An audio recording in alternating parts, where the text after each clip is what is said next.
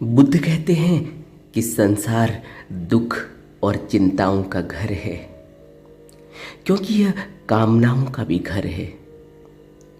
और आदमी पथभ्रष्ट हो जाते हैं क्योंकि वे सोचते हैं कि सत्य की खोज की अपेक्षा कहीं अच्छा है कि आदमी माया में ही उलझा रहे। सत्य का अनुसरण न करके वे असत्य पथ का अनुसरण करते हैं, क्योंकि वे आरंभ में दिखाई देने में आकर्षक है, अंत में तो असत्य चिंताओं, आपत्तियों और कष्टों का कारण बनता ही है। कई बार मुझसे प्रश्न पूछा जाता है कि वह व्यक्ति जो संसार में बहुत तरीके से लोगों को हानि पहुंचाता है, प्राणी हिंसा करता है, गमन करता है, लूटपाट करता है, चोरी करता है, व्यभिचार करता है और तरह तरह से अनफेयर मीन्स से पैसा कमाता है, वह व्यक्ति बहुत खुश दिखाई देता है। उसके पास सब कुछ साज सज्जा के सामान है, सब कुछ भोगने के लिए है, सारी सुख सुविधाएं हैं। और एक व्यक्ति जो सत्य पर चलता है, सत्य की राह पर चलता है, अपने जीवन को साधारण तरीके से बिताता है, वह व्यक्ति कष्टों में उलझा हुआ दिखाई देता है। ऐसा क्यों?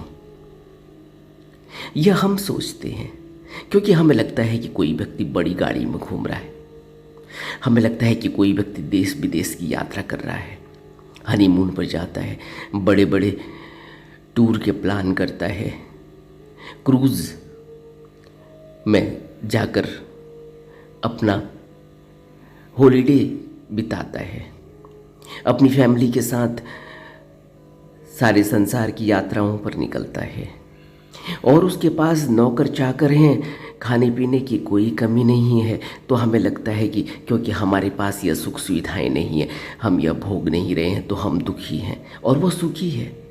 लेकिन हम नहीं जानते कि वह व्यक्ति चाहे क्रूज़ में अपने हॉलीडेज को बिताए या वह व्यक्ति अपनी फैमिली के साथ सारे संसार में यात्रा करे, लेकिन वह व्यक्ति कितना खुश है यह हम नहीं जानते। आपने देखा ना, कुछ दिनों पहले ही या कुछ सालों पहले ही एक व्यक्ति कहते हैं कि अपने गर्लफ्रेंड के साथ संसार के यात्रा पर निकला, दूसरे देशों में गया। लेकिन जब वो दूसरे देशों में जाता अपनी गर्लफ्रेंड के साथ, तो उसे रात में सोते हुए अनेक प्रकार के भय सताते, उसको सपने आते कि वह जहाँ भी रुकता है, जहाँ जहाँ भी वो रुकता था, उन देशों की यात्राओं में जिस भी होटल पर रुकता, जिस भी जगह पर रुकता, वहीं उसको रात में ऐसा लगता है कि कोई आत्मा उसका पीछा कर रही है, कोई प्रेतात्मा, कोई भूत, जहाँ भी वह रुका हुआ है वहाँ उसके पीछा लगा हुआ है। उसको तरह तरह की आकृतियाँ दिखाई देती थी, वह डरने लगा अपने एकांत से। लेकिन वह व्यक्ति संसार की यात्रा पर निकला हुआ है, अलग अलग देशों की सुंदर सुंदर पहाड़ियों में जाकर विजिट करता, अपनी गर्लफ्रेंड के साथ मौज मस्ती करता। लेकिन फिर वही दुख, वही डर उसको सताते रहता और वो बार बार अपनी गर्लफ्रेंड को कहता कि चलो वापस चलते हैं, अपने देश वापस चलते हैं। ये बातें क्या बताती हैं? यह बातें यह बताती हैं कि एक मनुष्य चाहे वो कुछ भी कर ले, चाहे वो कितना ही धन जोड़ ले, कितनी ही सुख संपत्ति के साधन एकत्रित कर ले, लेकिन जो अंदर डर, भय, चिंता, दुख उसको घेर कर रखे हुए है, वह उसका पीछा नहीं छोड़ता। यही बुद्ध कहना चाह रहे हैं। बुद्ध तो सत्य की हमें बताते हैं, बुद्ध हमें हमारे भ्रम से बाहर निकालते हैं। हमें तो लगता है कि वह आदमी आनंद ले रहा है जो यहाँ संसार में बहुत ही बुरी तरह से लोगों को सताकर और अनफेयर तरीके से अपने कमाने में लगा हुआ है, पैसा कमाता है, अपने अहंकार को बड़ा करने के लिए, अपनी मान बढ़ाई के लिए दूसरे आदमियों को प्रताड़ित करता है, प्राणियों को प्रताड़ित करता है, उनको धोखा देता है, सताता है। लेकिन बुद्ध यह नहीं कहते। बुद्ध कहते हैं कि जो व्यक्ति सत्य का अनुसरण न करके असत्य पथ का अनुसरण करते हैं, क्योंकि वो आरंभ में दिखाई देने में आकर्षक है। जैसे हमें आकर्षक दिखाई देता है कि कोई व्यक्ति बड़ी गाड़ी में घूम रहा है, हमें लगता है कि पता नहीं कितना आनंद लूट रहा होगा। लेकिन बुद्ध कहते हैं अंत में तो असत्य चिंताओं, आपत्तियों और कष्टों का कारण बनता ही है। यह बुद्ध के वचन है। तो यह नहीं सोचना चाहिए कि कोई व्यक्ति कोई भी गलत काम करके चाहे जितनी मर्जी अपने सुख साधनों को इकट्ठा कर ले, लेकिन बुद्ध के वचन सत्य हैं। बुद्ध के वचन ब्रह्म की लेख हैं और बुद्ध के वचन कभी भी खाली नहीं होते, कोरे नहीं होते, झूठे नहीं होते, असत्य नहीं होते। जब बुद्ध यह कह रहे हैं कि जो व्यक्ति असत्य पथ का अनुसरण करते हैं वह आरंभ में दिखाई देने में आकर्षक हों भला, लेकिन अंत तो असत्य चिंताओं, आपत्तियों और कष्टों का कारण बनता ही है। तो हमें बहुत गहरे में इन बातों को अपने जीवन में उतारने की कोशिश करनी चाहिए। हम दूसरे व्यक्ति को नहीं देख पाते तो हमें लगता है पता नहीं वो कितना मजा लूट रहा है, और हम दुखी, पीड़ित अपने जीवन को ऐसे ही साधारण जीवन को बिताते चले जाते हैं। सत्य पथ पर अनुसरण करने के लिए हमें कष्ट सहन करना पड़ता है। यह हमारी बेवकूफ़ी है, यह हमारी अज्ञानता है अगर हम यह सोचते हैं, क्योंकि बुद्ध हमसे सीधी बात करते हैं कि जो भी व्यक्ति असत्य पथ का अनुसरण करेगा, आज नहीं तो कल उसका अंत आपत्ति, कष्ट और चिंताओं का होना ही है। इसलिए बुद्ध ने इस बात पर कहा कि जन्म और मृत्यु के मूल कारणों पर विचार करते हुए तथागत कहते हैं कि अविद्या ही सारी खुरापातों की जननी है, और जीवन के विकास क्रम में ये 12 कड़ियाँ हैं जो 12 निदान कहलाते हैं। इन्हीं से यह जीवन का विकास होता है, इन्हीं से यह जीवन इस भवलोक में बार बार जन्म और मरण का कारण बार बार पैदा होता है। ये 12 कड़ियाँ कौन सी हैं? ये 12 कड़ियाँ हैं अविद्या। अविद्या से संस्कार जन्म ग्रहण करते हैं। सबसे पहले अविद्या। अविद्या का अर्थ है अज्ञानता, कि हम इतने अज्ञानी हैं कि हमें सत्य दिखाई नहीं देता। हम जिसको ज्ञान समझ रहे हैं और जिसको हम ज्ञान समझकर अपने विचारों को सही समझकर उन विचारों को कर्म तक पहुंचाते हैं, वह कर्म हमें फिर, क्योंकि अज्ञानतावश विवेक के बिना, प्रज्ञा के बिना किसी भी विचार का सहारा लेकर हम कर्म कर बैठते हैं, और वह विचार अज्ञानता में उपजा हुआ होता है, यानी अविद्या से उपजा हुआ होता है। और जब अविद्या से कोई विचार उपजता है तो वह अज्ञानता का विचार होता है, और उसके परिणाम क्या होते हैं? परिणाम यह होते हैं कि अविद्या से संस्कार जन्म ग्रहण करता है। संस्कार कैसे लगता है? कोई कर्म होता है, उसका संस्कार बन जाता है, उसकी यादाश्त गहरे में अंदर बैठ जाती है, उसकी एक रेख लग जाती है, उसकी एक लेख लग जाती है, और फिर क्या होता है? उन संस्कारों से विज्ञान जन्म ग्रहण करता है। संस्कारों से विज्ञान कैसे ग्रहण करता है, कैसे जन्म लेता है? विज्ञान को हम कॉन्शियसनेस कहते हैं। अब सोचो तो जरा, यह बहुत महत्वपूर्ण प्रश्न है कि कैसे संस्कारों से कॉन्शियसनेस पैदा हो जाती है, कैसे संस्कारों से जन्म हो जाता है, कैसे संस्कार मूव करने लगते हैं, मूवमेंट आने लगती है उनमें। कॉन्शियसनेस हम किसको कहते हैं? कोई व्यक्ति अनकॉन्शियस हो जाता है, गिरा हुआ है, अब सांस भी नहीं लेता हुआ मालूम पड़ता है, हाथ नहीं हिला रहा है, पाँव नहीं हिला रहा है, आंखें नहीं हिला रहा है, तो हम कहते हैं कि यह अनकॉन्शियस हो गया या यह मर गया, इसके अंदर अब कॉन्शियसनेस नहीं है, यानी इसके अंदर अब प्राण नहीं है, इसके अंदर कोई मूवमेंट नहीं है। ये कॉन्शियसनेस है। और कॉन्शियसनेस कैसे, संस्कारों से कैसे कॉन्शियसनेस पैदा हो जाती है? सोचो तो जरा।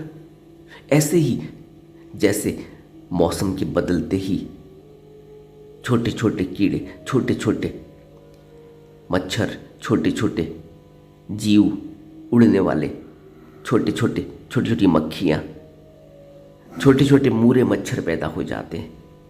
ये कैसे पैदा होते हैं? यह मौसम के परिवर्तन होने से स्वतः ही पैदा हो जाते हैं। और हम देखते हैं कि कुछ ही दिनों में इनकी मृत्यु हो जाती है, कुछ ही दिनों में ये फिर गायब हो जाते हैं। इसी तरह जैसे ही बरसात होती है तो कहीं सूखी ज़मीन में अचानक ज़मीन से हरे हरे पत्ते निकलने लगते हैं, ज़मीन में घास पैदा होने लगती है। जबकि वहाँ सूखी ज़मीन थी, मिट्टी थी, सब कुछ धूल उड़ती हुई दिखाई दे रही थी। लेकिन जैसे ही पानी पड़ा ऊपर से, आकाश से, और पानी रुका कुछ दिनों तक, वहाँ से ज़मीन से हरे पत्ते पैदा हो जाते, कॉन्शियसनेस पैदा हो गई। आप समझ रहे हैं? इसी तरह से यह संस्कार जब मन के अंदर, यह संस्कार जब लगते हैं, जैसे ही कोई विचार उठा, वह विचार सिर्फ विचार नहीं है। यह भूल नहीं करनी चाहिए कि कुछ भी सोच लिया, कुछ भी विचार कर लिया, कुछ भी विचार को कर्म का अंजाम दे दिया और हम सोचते हैं कि हम तो सब जानते ही हैं, हम तो कुछ कर ही नहीं रहे हैं। जैसे ही कोई विचार उठा, यानी वह विचार उठा का अर्थ ही यही है कि वह ऊर्जा है, उसमें कॉन्शियसनेस है। वह ऊर्जा किसी भी समय रूप ले लेगी कर्म का, और होता भी यही है। आपने देखा ना, आप बैठे हुए हैं, अचानक एक विचार उठा कि चलो अपने दोस्त से मिल लेते हैं, उसकी वहाँ दुकान है, घर के बाहर उसकी दुकान है। आप उठे, आपने कदम बढ़ाया और चलते चलते आप उसकी दुकान में पहुंच गए, उससे हाय हेलो होने लगी, उससे बातचीत होने लगी। क्या हुआ? एक विचार उठा था, तुम घर में बैठे हुए थे। अगर वो विचार नहीं उठता तो तुम उसकी दुकान तक नहीं पहुंचते। वह विचार क्यों उठा? वह विचार नहीं उठता, कोई दूसरा विचार उठता तो दूसरा कर्म हो जाता। यह विचार उठा, यह विचार कर्म का अंजाम ले लिया। इस विचार में एक ऊर्जा है, इस विचार ने तुम 90 किलो के आदमी, तुम 150 किलो के आदमी, तुम 50 किलो के आदमी, तुम्हारे कदम कब जमीन पर पड़ गए और तुमने कब कदम बढ़ाते बढ़ाते तुम उसकी दुकान तक पहुंच गए, तुम्हें एहसास तक नहीं। तुम कैसे पहुंचे? तुम क्यों पहुंचे? तुम्हें किसने कहा? उसने तो तुम्हें बुलाया भी नहीं। तुम कैसे उसकी दुकान तक पहुंच गए? एक विचार उठा था, उस विचार ने कॉन्शियसनेस थी, उस विचार में ऊर्जा थी, उस विचार में, और उस ऊर्जा ने तुम्हारे घर से बाहर निकाल दिया और तुम उसकी दुकान तक पहुंच गए। इसी तरह एक विचार उठता है और वह विचार, अगर वह अकुशल कर्म करने का विचार है तो वह अकुशल कर्म को अंजाम दे देगा, और अगर वह कुशल कर्म करने का विचार है तो वह कुशल कर्म को अंजाम दे देगा। इसीलिए बुद्ध ने कहा कि हमेशा ही भिक्षु फूंक फूंक कर कदम रखता है, ताकि कोई भी कृत्य ऐसा न हो जो अकुशल हो, जो उसके मुक्ति के मार्ग में बाधा बन जाए। सोच रहे हैं आप कि बुद्ध हमसे क्या कहना चाह रहे हैं? बुद्ध हमसे यह कहना चाह रहे हैं कि एक एक विचार को पकड़ते रहो, क्योंकि यह विचार कर्म का रूप ले लेगा। यह विचार साधारण विचार नहीं है, यह विचार ऊर्जा है, यह विचार में कॉन्शियसनेस है, और यह विचार जब कर्म का रूप ले लेगा तो कॉन्शियसनेस पैदा हो जाएगी। यह विचार में प्राण आ जाएंगे, यह विचार में प्राण हैं, यह विचार में प्राण दिखाई देने लगेंगे। जब हाथ उठेगा किसी के ऊपर, जब द्वेष पैदा होगा और हाथ उठेगा किसी के ऊपर, तो विचार कर्म का रूप लेते ही कॉन्शियसनेस में परिवर्तित हो जाएंगे, और फिर उसके बाद जो अंजाम होंगे वह उस कॉन्शियसनेस में स्पष्ट दिखाई देने लगते हैं। इसी तरह से यह जीवन है, इसी तरह से यह कॉन्शियसनेस है जो पैदा होती है। तो बुद्ध कहते हैं कि अविद्या से संस्कार, इसी तरह विज्ञान से नाम रूप पैदा हो जाता है। यानी विज्ञान यानी कॉन्शियसनेस, यह कॉन्शियसनेस जब नाम रूप में परिवर्तित हो जाती है तो क्या पैदा होता है? तब रूप यानी यह आकृति पैदा हो जाती है। कैसे? इसको अभी हमने समझा। जैसे कोई विचार उठा मैथुन चर्य का, और मैथुनचर्य का विचार उठते ही जो कर्म हुआ उससे रूप पैदा हो जाएगा। और रूप जिसको हम कहते हैं कि कोई बच्चा पैदा हो गया, यह बच्चा पैदा होने का कारण क्या है? एक विचार उठा था काम वासना का और उससे बच्चा पैदा हो गया। अगर वो विचार नहीं उठता काम वासना का तो बच्चा पैदा नहीं होता। तो विचार ऊर्जा है और कॉन्शियसनेस जब रूप लेती है तो नाम और रूप दोनों पैदा होते हैं। रूप यानी शरीर पैदा होता है और नाम यानी बाकी जो संस्कार हैं, वेदनाएं हैं और विज्ञान है, वह एक अलग रूप में पैदा होता है, एक दिखाई देता है। और नाम रूप से 6 आयतन कौन से हैं? 5 इंद्रियां हैं जो रूप में हमें दिखाई देती हैं। आँख है, कान है, नाक है, मुंह है, त्वचा है स्पर्श करने के लिए, और छठी इंद्री जिसको हम मन कहते हैं। ये 6 आयतन हैं। इन 6 आयतनों से फिर विषयों से संपर्क होता है। यानी आंख से कुछ दिखाई देता है, देखा आपने, एक विचार पैदा हुआ था काम वासना का, मैथुनचर्य का, उससे रूप पैदा हो गया। जैसे ही मिलन हुआ मैथुनचर्य में, उससे एक रूप पैदा हुआ, उससे एक उस रूप के साथ एक मन भी पैदा हुआ, नाम पैदा हुआ, यानी जिसको हम संस्कार, विज्ञान, वेदना और रूप के रूप में एक पूरा का पूरा शरीर और मन पैदा हुआ। और यह शरीर और मन, जब यह शरीर 6 इंद्रियों के द्वारा हिलने डुलने लगा, 5 इंद्रिय और छठा मन, तो ये 6 आयतनों से जब यह फिर संपर्क करता है विषयों से, तो यह कॉन्शियसनेस किस तरह से कई भागों में बट जाती है, विभक्त हो जाती है। और विषयों से जब संपर्क होता है इन इंद्रियों का, तो फिर स्पर्श होते ही फिर वेदना उत्पन्न होती है, फिर तृष्णा उत्पन्न होती है कि मुझे यह चीज़ चाहिए। आंखों से कुछ दिखाई देता है, एक तृष्णा उत्पन्न होती है कि मुझे यह चाहिए। उस तृष्णा से फिर विषयों को ग्रहण करने की, भोगने की लालसा पैदा होती है। उपादान से भव, जीवन उत्पन्न होता है। फिर जीवन से जन्म, मरण, बुढ़ापा, शोक, रोना, पीटना, सभी खुरापातें जन्म ग्रहण करती हैं। यह पूरा का पूरा मनुष्य इस तरह से पैदा होता है। अब आप समझे? तो इस तरह से कोई भी विचार मनुष्य के अंदर पैदा होता है तो यह नहीं सोचना चाहिए कि वो साधारण विचार है। इसलिए सभी ज्ञानी जनों ने, सभी बुद्ध पुरुषों ने कहा कि कभी भी यह कोई भी विचार अगर पैदा हो तो वह विचार सकारात्मक हो। सकारात्मक विचार की अपनी एक महत्ता होती है, वह पॉजिटिव होना चाहिए। फिर वह कुशल कर्म को करने वाला विचार होना चाहिए, और फिर वह लोकहित के लिए होना चाहिए। उसमें कभी भी मैं का भाव नहीं होना चाहिए। अगर उसमें मैं का भाव हुआ तो फिर वह नाम रूप उत्पन्न कर देगा, और फिर इस भवलोक में एक कभी न खत्म होने वाला चक्र शुरू हो जाएगा।